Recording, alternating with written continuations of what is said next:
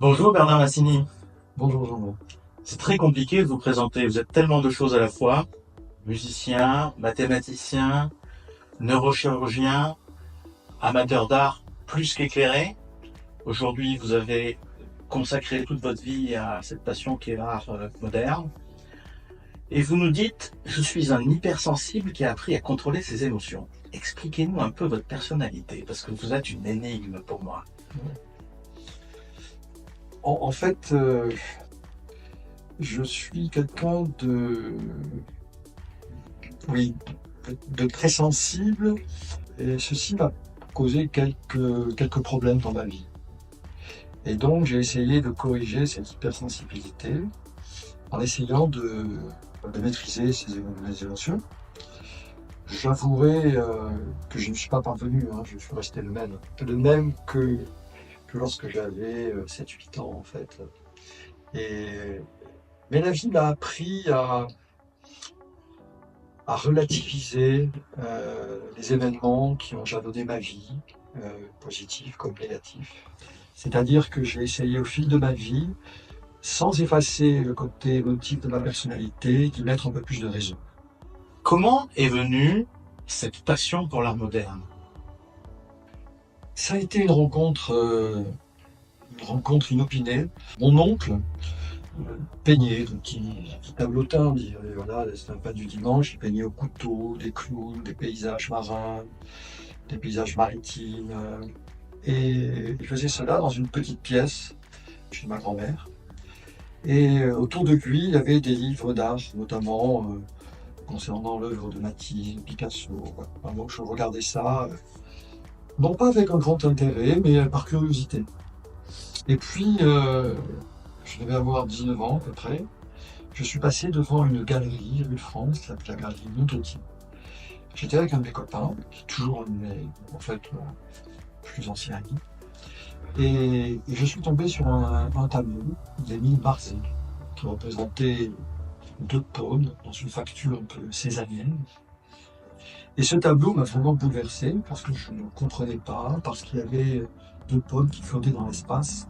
Et ça a été vraiment un choc émotif, vraiment très fort, très puissant. Donc j'ai pu acquérir ce tableau, parce qu'à l'époque je faisais de la musique, je faisais de la batterie. Les premiers cachets que je percevais m'ont permis d'acheter ce tableau sur une période que j'ai choisie sur une année, quoi. Et ensuite, donc, j'ai eu de l'intérêt. Et je crois, au départ, dans ma collection, j'ai toujours voulu retrouver ce choc émotionnel en regardant de la peinture. Voilà comment s'est construite la collection, avec après un peu, je dirais un peu plus de raison, je voulais l'inscrire dans une filière. Mais je suis resté quand même très éclectique. Hein. Vous voyez, je ne suis pas été je peux dire, très fermé sur tel courant artistique ou tel autre. Hein. Je suis resté quand même artiste. Mais dans une filière, et cette filière, c'est l'humanité. Ouais. Donc cette collection, vous l'avez construite au fil de votre vie, au fil de votre carrière de neurochirurgien. Vous en avez dans un premier temps apporté une visibilité sur vos locaux professionnels au Regina. Oui. C'est quoi la prochaine étape? Il y a une étape intermédiaire. La prochaine étape, l'étape intermédiaire, ça a été pour moi quelque chose vraiment qui a marqué mon parcours. C'est lorsque Olivier Quetelin, qui était alors le directeur de la Fondation MAG, m'a proposé de présenter une partie de ma collection à la Fondation. Là, nous sommes en janvier-février 2013. Il avait été alerté, on peut dire, par Bernard Sesson, qui était venu voir des œuvres exposées au Regina. Il avait été très étonné de cette collection. Il en avait parlé à Olivier, et ensuite Olivier, quand il a pris ses fonctions à la Fondation, m'a contacté et a présenté une partie de cette collection. On s'est lié d'amitié. Donc ça a été important pour moi parce que j'ai compris ce que j'avais construit de manière finalement assez inconsciente. Hein. Et j'ai vu quelle était la structure de cette collection.